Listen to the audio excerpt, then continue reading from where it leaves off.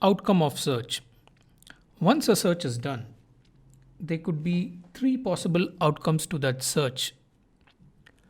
One, it could be a favorable outcome where you communicate to the client that the invention is patentable, or it could be a negative outcome where you communicate to the client that the invention may not be patentable. You do not say that the invention is never patentable, or you do not say that the invention cannot be patented. You always cautiously describe your report, because you, as we said, there is no such thing as a perfect patentability search report. So you communicate that there is a possibility that the invention may not be granted, or it could be a neutral report. The neutral report is where there is a fair chance that the invention can be granted.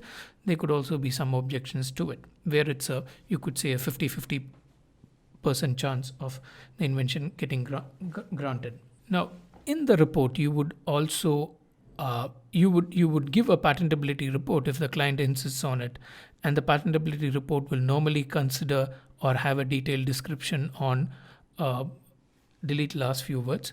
The patentability criteria will delete last few words. The patentability report will have a brief description on novelty, inventive step, and industrial application. It would also have some information about exceptions to patentability to the extent they are relevant. Importance of search. A patentability search allows you to identify the white spaces where you can patent. It helps you to avoid potential offers objections which can come in the future, and also it helps you to understand the field, which helps you to prepare the patent specification. We have already covered that there are inputs that a patent agent would get from the patentability report, which could be used.